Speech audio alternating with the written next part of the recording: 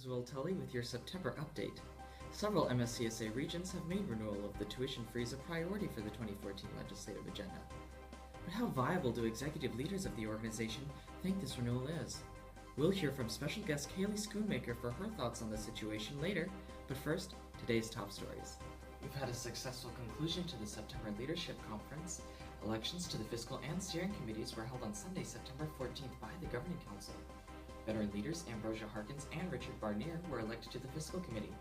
Representative Harkins was also elected to the Steering Committee along with student leaders Ben Kirk, Joe John, Hussein Osman, and Tricia Wilson. Students will get a chance to meet the newly elected leaders at next month's October Leadership Summit, so don't forget to register. Major topics of recent regional discussion have included MSCSA's voter registration campaign as well as regional policy priorities relating to the organization's legislative agenda. Many regions have made it a priority to advocate for the renewal of the tuition freeze that is set to expire this year. Here to elaborate on the situation is MSCSA President Kayley Schoonmaker. You appear wonderful as always, Kayley. You have the look of a very busy woman, so thank you for being with us. Now, Kayley, why do you think students want to see a renewal of the soon-to-expire tuition freeze?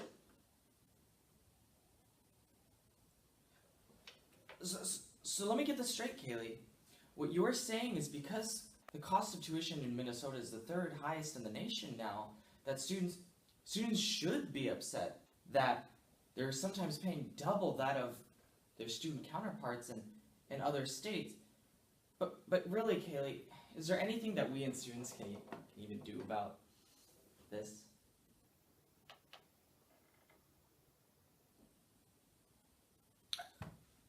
No, that was really insightful. I can tell you got excited.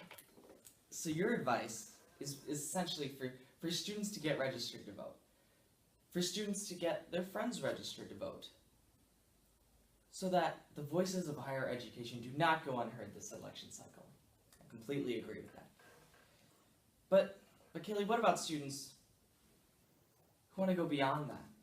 Because the GOTV campaign ends in October. What can students do to continue their work on behalf of MSCSA's legislative agenda?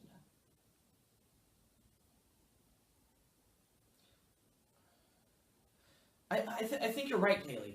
I think you're right.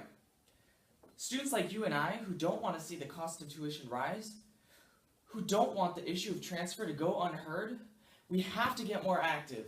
We have to start scheduling meetings with our lawmakers. We need to start preparing for Advocacy Day now. Kayley, it's just like you said before. When students vote, people notice. And when people notice, higher education becomes a priority for everyone. Kayley, thank you so much for being with us. It's always a pleasure to have you on the show.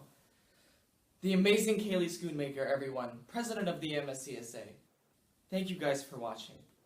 This was your September MSCSA update from the Students' View.